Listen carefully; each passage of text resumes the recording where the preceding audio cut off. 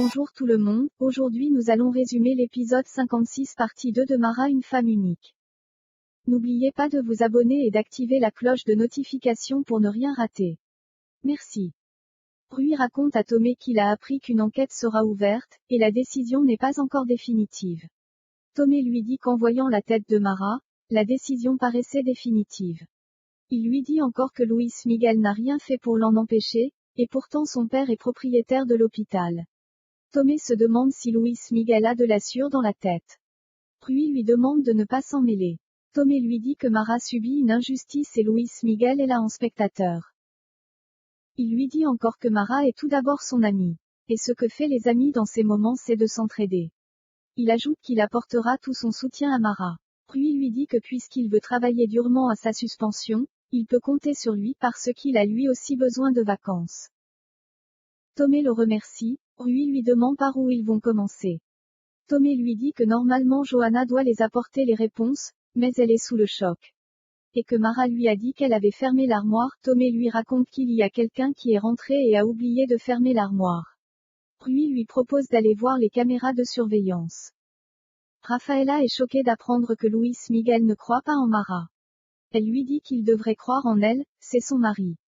Mara lui répond que c'est ça le problème, il ne le connaît pas, ce qu'il connaît c'est ce qu'il a entendu de la bouche de tout le monde.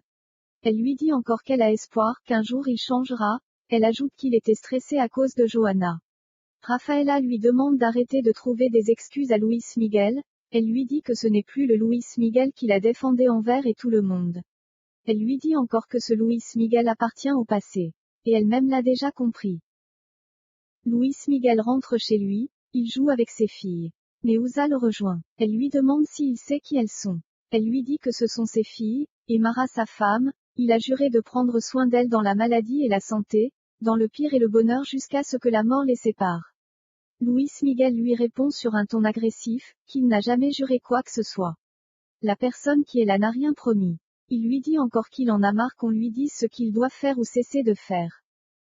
Neuza lui demande s'il a marre qu'on lui dise qu'il doit aimer sa femme. Elle lui demande alors de partir. Puis lui dit que sa fille a souffert pendant une année à cause de lui. Elle lui demande de ne pas la faire souffrir davantage. Luis Miguel lui dit que ce n'est pas de sa faute s'il a perdu la mémoire, il lui dit encore qu'il ne connaît que sa vie passée sur l'île avec Daniela sa femme et Johanna sa fille. Neuza est choquée de l'apprendre. Luis Miguel pense au jour où Mara l'a retrouvée. Puis demande à Neuza où est Mara. Neuza lui répond qu'elle est avec Rafaela.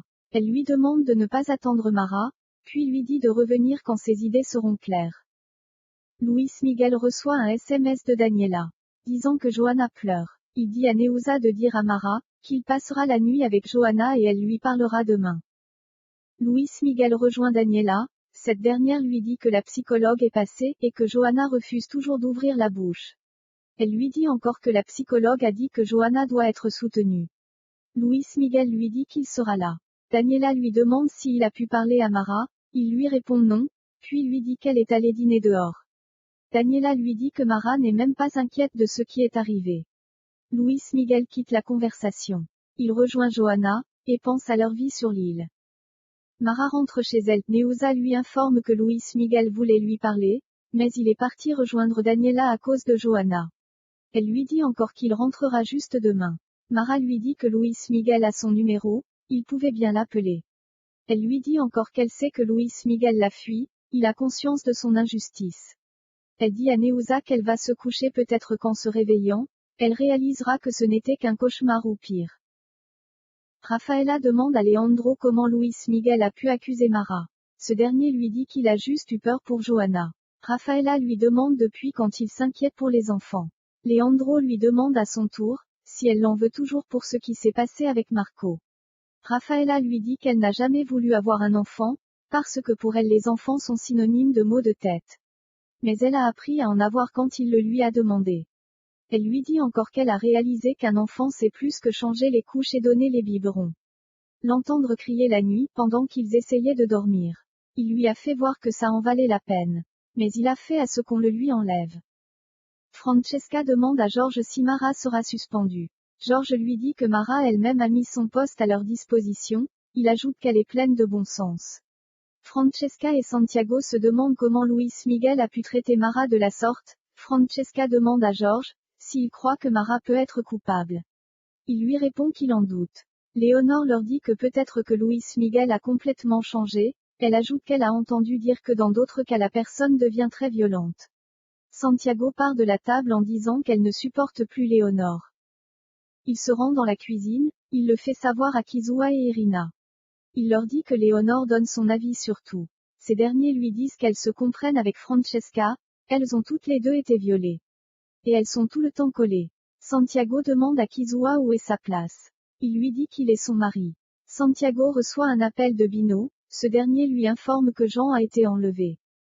L'inspecteur regarde la carte, puis demande à Norberto s'il a une idée de la personne qui a pu enlever Jean. Norberto lui parle de Mina, qui est au Brésil. Arsenio lui dit qu'ils ont trouvé le téléphone avec l'image du roi de pique. L'inspecteur leur demande pourquoi voudront-ils enlever Jean. Arsenio lui raconte que Jean avait travaillé avec la police portugaise pour démanteler l'organisation. Norberto leur dit que c'est une vendetta. Arsenio se demande pourquoi attendre un an. Luena lui répond que peu importe les années, celui qui trahit l'organisation le paye avec sa vie. Leila les écoute. Elle part pleurer dans sa chambre, puis pense à Jean. L'inspecteur Camacho demande à Pilar pourquoi elles y étaient toutes seules. Pilar lui répond oui, puis lui dit qu'il a eu l'audace de l'accuser de l'enlèvement de son fils et tatouer le roi de pique sur son dos. Elle ajoute qu'elle est les tatouages. L'inspecteur Camacho lui dit que ce sont ces audaces qui payent ses factures.